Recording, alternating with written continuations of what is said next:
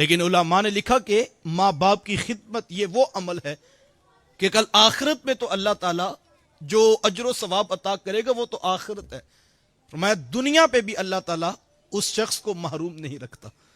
اور آپ اس شخص پر نشان لگا لیں جس نے اپنے ماں باپ کی خدمت کی ہے، کل آخرت میں تو اسے جو ملنا ہے وہ تو ملنا ہے، دنیا میں بھی اللہ اسے کسی شے کی کمی نہیں رکھتا۔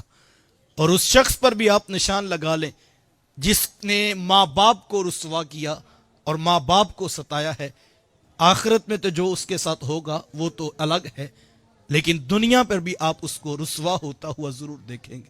تو مجھے اور آپ کو ان چیزوں کی طرف غور کرنا ہے۔ دنیا میں آپ بڑے بڑے لوگوں کی جو ہے وہ فہرست اٹھا لیں، جس شخص کو بھی عروج ملا ہے، جس شخص کو بھی بانک پن ملا ہے، اسے ماں باپ کی خدمت کا صلہ ملا۔ تصوف کا کتنا معتبر ترین نام ہے حضرت بایزید بسطامی علیہ رحمہ، جن کو داتا صاحب کشف المحجوب میں تصوف کے بڑے اماموں میں سے ایک امام گنواتے ہیں۔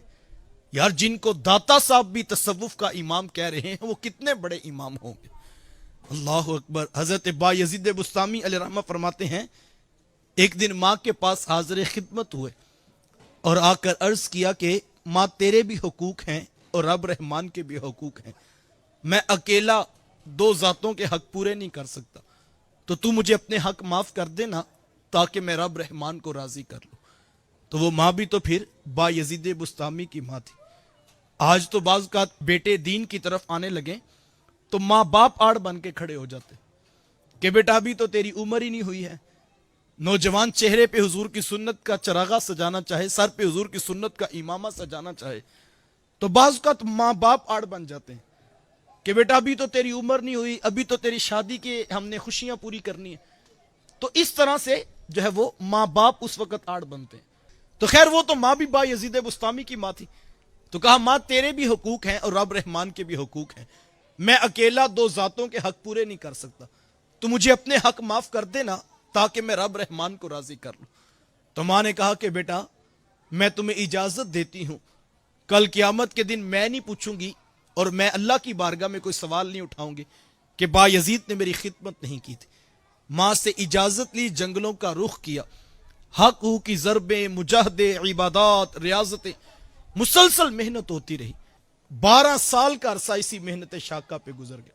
12 سال کے بعد جب بستام شہر کی گلی سے گزر ہوا تو دل میں خیال آیا کہ چلو ماں کو ہی سلام کرتا چلا جاتا۔ دروازے پہ دستک دینے لگے تو ہاتھ اس خیال نے روک لیا کہ ساری زندگی ماں کی خدمت نہیں کی، اس وقت پچھلے پیر اٹھا کر ماں کو تکلیف کیوں دوں۔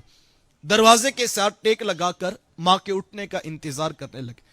صبح جب تہجد کے لمحے قریب آئے تو نالی سے پانی باہر بہتا دکھائی دیا، سمجھ گئے کہ ماں تہجد کے لیے اٹھی ہوگی۔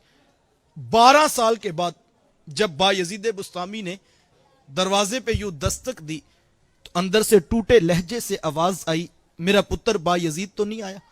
بیٹے تو بیرون ملک جا کر ماں باپ کو بھول جائیں، یہ بیٹوں کی مرضی ہے۔ بیوی کے آنے کے بعد ماں باپ کے پاس بیٹھنے کا وقت نہ بچے، یہ بیٹوں کی مرضی ہے۔ لیکن کوئی پتر 12 سال کے بعد بھی کنڈا کھڑکا دے، ماں کو دستک کا لہجہ بتا دیتا ہے یہ کس پتر نے آ کے کنڈی کھڑکائی ہے۔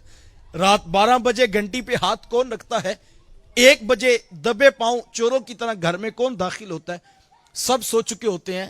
باپ بھی سو چکا ہوتا ہے، بہنیں بھی سو چکی ہوتی ہیں، بھائی بھی سو چکا ہوتا ہے، ایک بوڑھی ماں ہے صاحب جو تیری راہیں دیکھ رہی ہوتی۔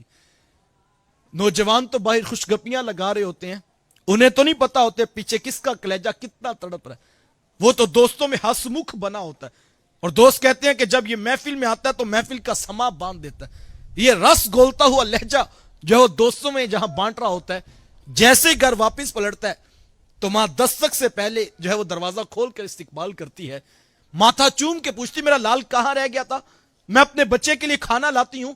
تو یہ اپنی زبان کا زہر اس ماں کے اوپر اگلتا ہے جو ساری رات اس کی راہیں دیکھتی رہی۔ یہ کہتا ہے میرے بھی تعلقات ہیں، میرا بھی معاشرے میں ایک سوشل سٹیٹس ہے، اب میں آپ کے لیے ہر وقت گھر میں بیٹھا رہوں؟